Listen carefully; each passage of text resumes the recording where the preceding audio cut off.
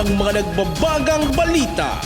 Banta ng El Nino, tumaas pa sa 79% ayon sa Pag-asa. El Nino maaring tumagal hanggang sa first quarter ng 2027. Truck bumulusok sa bangin sa Karamuan, 2 sugatan.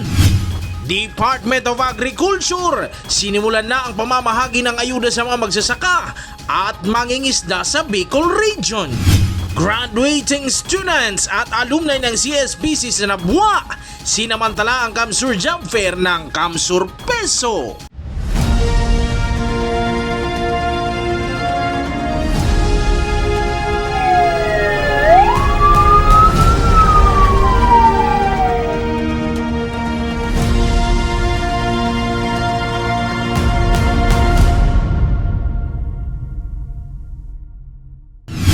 Magandang gabi.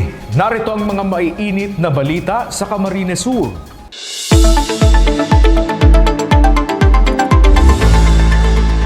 Itinaas ng Pag-asa sa alert ang pagbabantay sa El Nino na maaaring magsimula sa Hunyo ngayong taon. Mula yan sa ENSO El Nino Watch nitong Marso at itinaas sa El Nino Alert matapos tumaas pa sa 79% ang posibleng pag-develop ng El Nino. Posible umanong tumagal yan at maaari pang umabot ng hanggang strong El Nino sa 2027. Ayon sa Pag-asa, posibleng maranasan sa bansa ang matinding tagtuyot o dry spell. Sa kabila niyan ay asahan naman daw ang above normal na ulan sa western portions ng bansa sa panahon ng amihan. Pinaghahanda ng Pag-asa ang publiko sa posibleng epekto ng El Nino, lalo na sa sektor ng agrikultura, enerhiya, kalusugan at ekonomiya. Ilang kalalakihan sa Naga City ang tinikitan ng mga pulis dahil sa hindi pagsusuot ng damit pang itaas. Warning umano yan ng PNP na seryoso sa kampanya maging sa pag-inom ng alak sa daan. At maingay na video okay. Si John Amador sa detalye. Mas pinaigting pa ng pulisya ang kampanya laban sa mga individual na nagiinuman sa tabi ng kalsada, curfew hours, pang-umagahang pagbibidyoke, maging mga walang pang-itaas na damit. Sa Naga City, ilang kalalakihan ang natikitan matapos maakto ang walang damit pang-itaas at mga nagiinuman sa labas. Ayon sa Naga City Police, maliban sa initial ticket, may karampatang multa rin umano ang bawat paglabag. May kasubuan po sa Muya, haling National Headquarters and English sa Tuya na mag-implement o dati man yan na pinag-i-implement yung mga city ordinances na ini manunugod din sa drinking in public places so yan. So itong smoking, so ito yung sa topless pinagwawarningan mo sila na dapat pagmalo at naka-t-shirt. Continuous ang satuyang pag-implement katuyang ordinance, lalo na duman sa drinking in public places. And sa ngunyan, igwa kitang natikitan nga ning 5 na nagbayular katong drinking in public places. So, ang penalty kaniyo pag first offense is multa na 3,000 pesos, second offense 4,000 pesos, and third offense is 5,000 pesos. So, before, nag-warning na kami, nakiulay, and tapos na kami mag-warning. Ngunyan, dinadako, pina-end tinitigil. Ayon pa sa PNP, layo ng pagpapatupad ng mga nasabing ordinansa ay para sa peace and order ng lungsod. Base sa pag-obserba, magayon ang epekto. Magayon ang maraming epekto si mga tao, pag alas 10, lalo sa curfew, nasalaw na talaga sila. And naiiwasan itong gulo, trouble. Kasi mayo yung nag-iinom sa luwas, hindi mainom tinda, talaw yung naruminda. So, iwas na nagdikit po si base sa datos, nagdikit po si kasong trouble ligyo sa Uya. Nananawagan naman ang pulisya sa LGU na amyendahan ang ordinansa para sa pagpapalawak pa ng implementasyon nito. Jan Amador, CSN. 2 katao ang sugatan sa nahulog na truck sa Barangay Santa Cruz, Caramuan, Camarines Sur alas 9 ng umaga kanina. Base sa impormasyon, nawalan umano ng kontrol ang driver ng truck sa palusong at kurbadang bahagi ng kalsada sa lugar. Dahil dito ay nagdire-diretso ang truck hanggang sa mahulog sa bangin. Nasa ligtas ng kondisyon ang pahinante at driver ng truck na agad na idala sa ospital.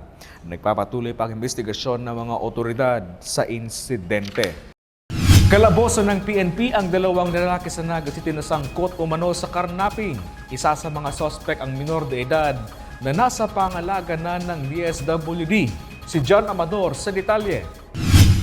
Kalaboso ng Naga City Police ang dalawang lalaki kabilang ang isang minor de edad na sangkot umano sa carnapping. Ayon sa pulisya, dati nang naaresto sa parehong kaso ang sospek bago pa man lumabas ang isa pang arrest warrant. At dahil minor de edad ang isa sa mga sospek, agad itong dinala sa kustudiya ng DSWD para sa karampatang aksyon alinsunod sa Republic Act No. 9344 o Juvenile Justice and Welfare Act of 2006. Ayon sa PNP, ang DSWD ang nagbibigay ng pasya sa mga child in conflict with the law at tinitingnan kung merong discernment ang isang minor de edad at kung maaaring masampa ng kaso, DSWD na nagbibigay ng interbensyon kagaya ng counseling sa mga ito. Actually, ang mga child in conflict with the law, mga kapag sinda nakakomiter ng case, iyon yung inaapod kang rescued minors.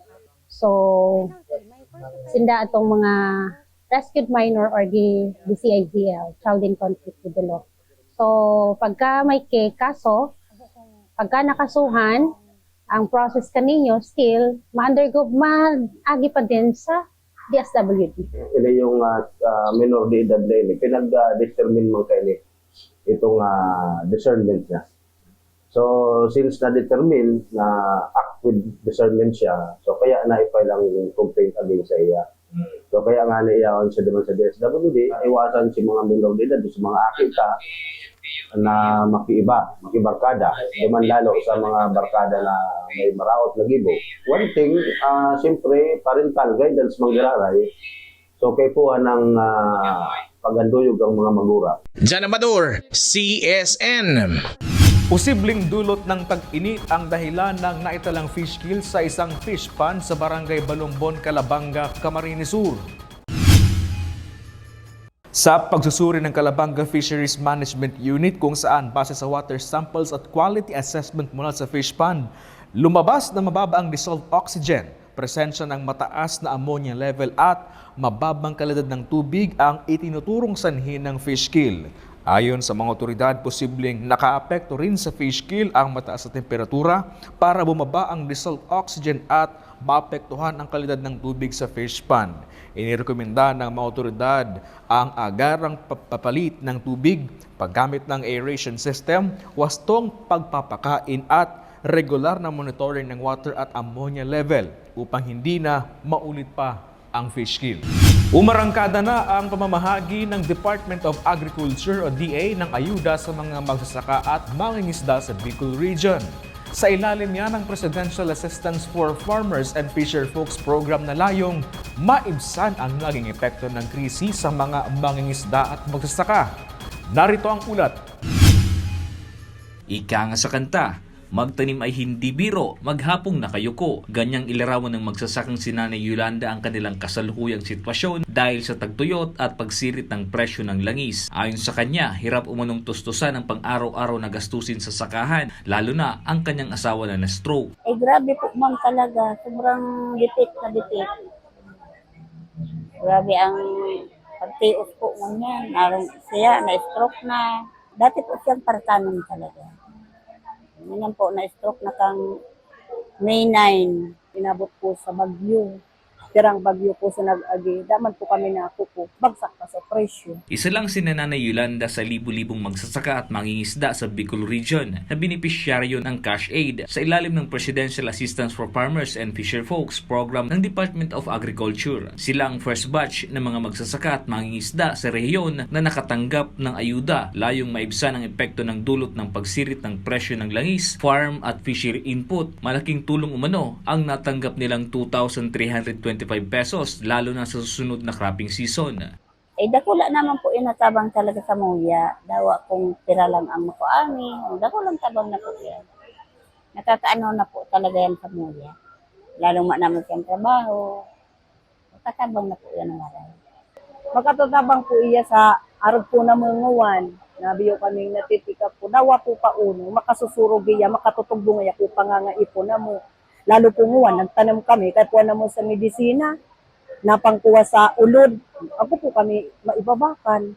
Ayon sa Department of Agriculture, mahigit 604 million pesos ang inilaang pondo upang matulungan ang mga sektor na lubhang apektado ng mga nagdaang krisis, kabilang ang matinding init at pagtaas ng presyo ng mga produkto. Higit sa 260,000 na magsasaka at mangingisda ang target na mahandugan ng ayuda kasama ang fuel subsidy para sa mga ito. Inaayos na po yung mga schedule sa iba't ibang bayan sa Kamsur through coordination with the local government units sa mga municipal and city agriculturists. So hopefully next week ay sa labas ng DA na doon sa mga local government unit kung saan meron ng mga na-validate na mga farmers na ini-endorse ng mga MAUC. Nick De La Cruz, CSN. Bumilis ang inflation rate sa Camarines Sur sa 4.0% nitong Marso mula sa 1.9% noong Pebrero. Inflation at presyo ng mga bilihin maaari pang tumaas. Si Jan Amador sa detalye. Tumaas sa 4.0% ang inflation rate sa Camarines Sur nitong Marso. Ayon sa Philippine Statistics Authority o PSA Camarines Sur, ang pagtaas ng inflation hindi lang sa Kamsur maging sa iba pang bahagi ng bansa ay epekto ng krisis na nagre-resulta sa pagsirit ng presyo ng langis. Sinabayan pa umano yan ng dry season at mga produktong agrikultural ang maaaring unang tatamaan. For the month of March is nasa 4.0%. Compared diyan duman sa 1.9% lang kang February 2026. So, ibig sabihin kayan, compared kang February, mas nag-recast ang pagtaas ng presyo ng barkalon as in mga serbisyo na available sa tuya. Yan sa market basket na. Pero ang sa reading na hiling ko din na notable, since kang March 2025 ng last year, 4.0 na ang pinakahalangkaw na inflation na nakuata. Ang sabi sa tuya kang DTI kasudma sa monitoring nila, pa man masyadong changes or mayroong aning changes naman sa mga barakalon na canned goods, Pero sabi kang DA, unfortunately, gawa na silang nahiling na changes sa presyo kang mga agriculture. Sa kabila nito, ayon sa monitoring ng Naga City People's Mall, iilan pa lang ang mga produkto ang may pagtaas at may ilan pang mababa ang presyo dahil sa mataas pang supply. Marhay maraot pang barita. Maraot dahil pagsirit kang paglangkaw ng krudo sa gasolina talagang unprecedented ini. Bako man ni dahil problema ta lokal sa Pilipinas pero ini pang international dahil 90% kang sa tuyang crudo gasolina pigi-import talagang apektado. Now, kung nga putunta ang kamugtakan kang presyohan digdi, iyan ang maray na barita. Kadaklan ang agricultural products, pati ako nangangalas dahil trend nagbaba. Urog na ini mga gulay, apuera kang nagkapira na naglangkaw, halimbawa sayote. Itong mga local na gulay, ang trend nagbaba. Talking about okra, April 6, 140, ngunyan 100 na lang ang kilo. Para pagulong from 140, 90 na sana. Ang obserbasyon ko po kaya, ang marayrahay ngunyan kadakod ni deliveries. Sabot sabihon, maray ani kang agrikultura ta. Ang nagtataas na grabe ang diesel, di ba? So, ang kadaklan sa mga trucks na iyon nagde-deliver ng mga kakanon, mga agricultural products, rely on diesel. So, cliche as it may seem, domino effect yan. Taas ang barkalon, taas si logistics, si pag-transport ng mga kakanon, may epekto din yan. Plus, nahiling ta din kaya na kung mapapansin niyo, palaog ang summer season. And sabi nga ni Kasodma, itong inaapod na super or mega El Nino na pwede rin maka-apektal sa mga supply ni palatanom. Ang ano lang kaya, ang good news man naman, sabi kang DA sa tuya, nakulo na silang pig-implementar ng mga interventions tangaling ma-prevent itong inaantisipar tayo na baka magkaigwang food shortage. Patuloy na minomonitor ng ahensya ang sitwasyon, lalo na kung ano ang magiging epekto nito sa inflation o bilis ng paggalaw sa presyo ng mga pangunahing produkto at serbisyo sa susunod na mga buwan kung magpapatuloy pa ang sigalot sa Middle East. Jan Amador, CSN. Nakatulong umano sa pagpapagaan ng daloy ng trapiko sa sentro ng Baaw ang La Medalla San Vicente Bypass Road. Nagiging alternatibong ruta rin umano ito ng mga motorista sa tuwing may road closure sa lugar. Si Jem Garcia sa detalye. Problema na umano dati pang mabigat na daloy ng trapiko sa kahabaan ng Maharlika Highway sa bayan ng Baaw, Camarines Sur. Dagdag pa rito ang kawalan noon ng alternatibong ruta sa tuwing may road closure sa lugar. Kaya malaking tulong para sa traffic decongestion ang ginawang bypass road na nagkokonekta sa San Vicente to La Medalla na naprioridad ni Congressman Migs Villafuerte bilang strategic infrastructure project mula Baaw to Iriga vice versa.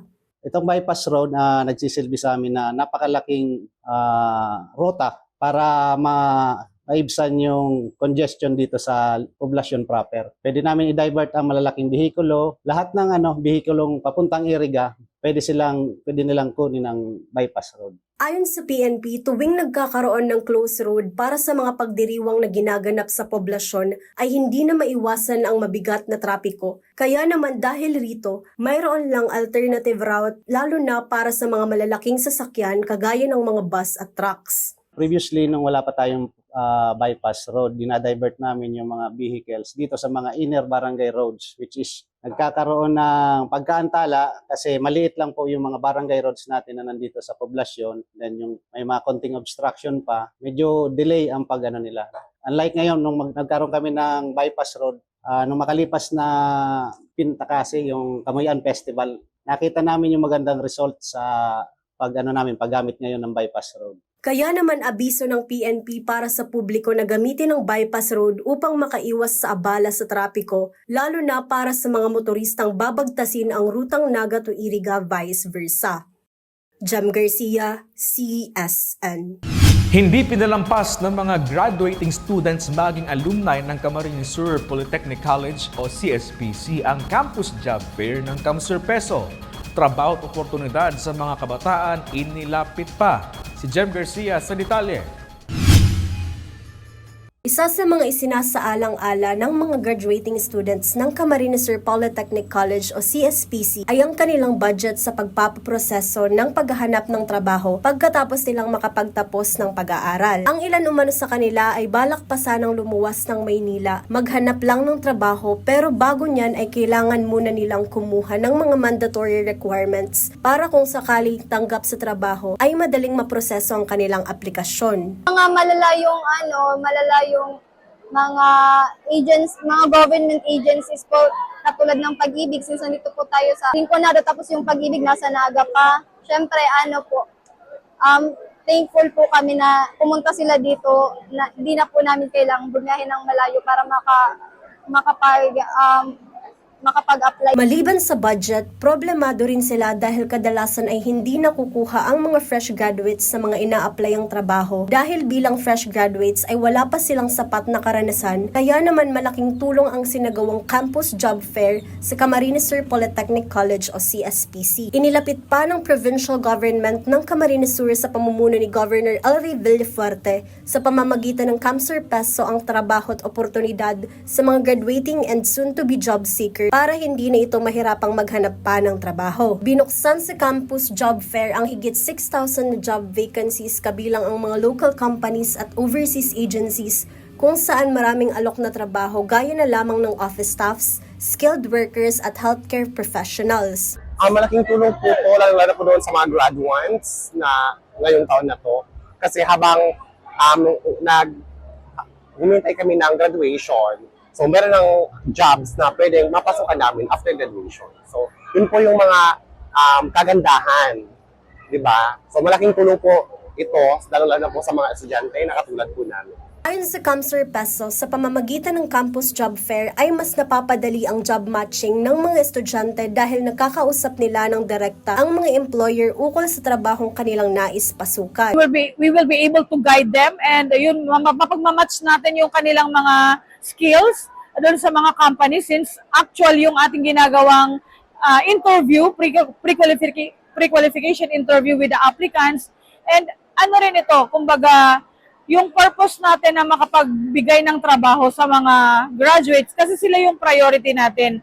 They are the one who are most in need kasi the-graduate sila. Siyempre yung next step is to work with their career. So, kumbaga, this is working out with ano ba yung career na pwede nilang pasukan. So this is very timely na mabigyan natin sila ng mga insights saan ba sila pwede mag-apply, kaya nga nandito na yung mga companies natin. And at the same time, ma-hired on the spot sila. Since yun yung ating pinaka-purpose, kaya tayo nagkakandak ng job fair. Magkaroon tayo ng mga hired on the spot, and we appeal dun sa ating mga invited companies na i-hire naman nila yung mga fresh graduate. Kasi syempre, paano pa sila magkakaroon ng work experience kung hindi natin sila i-hire? Ang ganitong programa na handog ng CAMSERPESO at Provincial Government ng Camarines Sur ay malaking tulong lalo na sa mga magtatapos ng pag-aaral upang makahanap agad sila ng trabaho na magagamit nila para sa kanilang karera na tatahakin. Thank you so much sa ganitong mga offering na mga jobs. So, sana po marami po kayong matulungan ng mga estudyante na katulad po namin. Jem Garcia, CSN.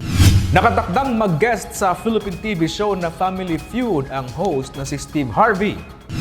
Base yan sa anunsyo ng show sa kanilang social media account kung saan host rin si Harvey sa show sa Amerika.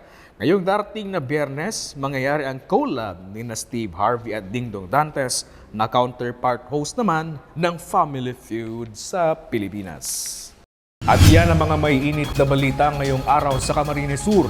Kami ang CAMSER News. Ako po si Chris Novelo. Diyos mabalos sa pagtitiwala.